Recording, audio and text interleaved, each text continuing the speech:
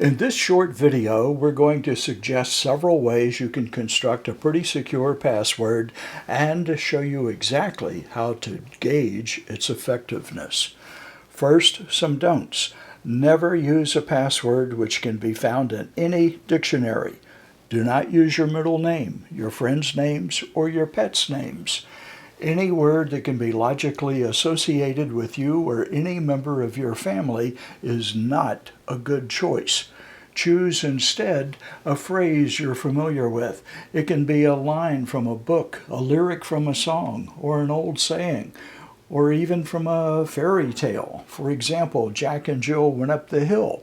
You only need 5 words, so discard the part about the hill because you don't need it.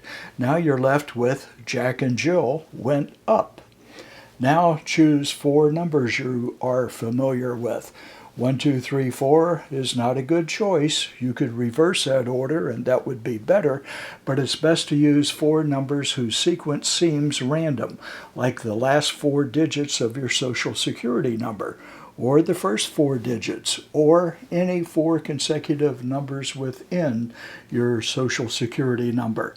The only requirement is that you must remember which of those numbers you're using.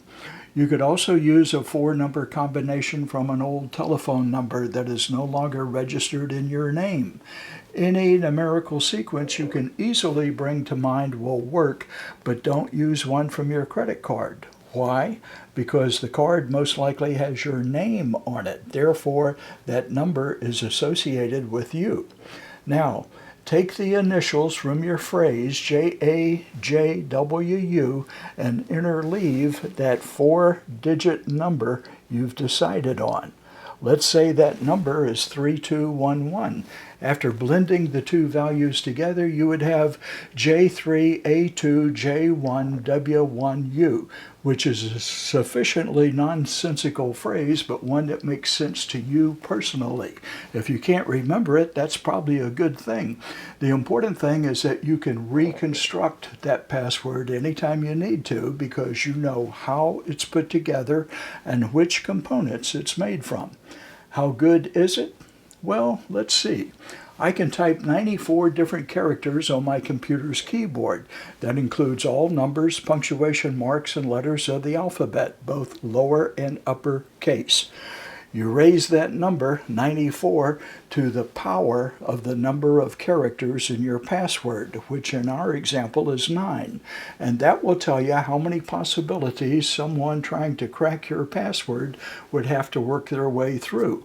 94 to the 9th power is 572,294,992,228,617,000.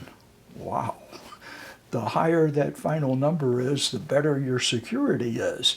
Constructing longer passwords greatly increases the security level of your password, going far beyond the 572 quadrillion range.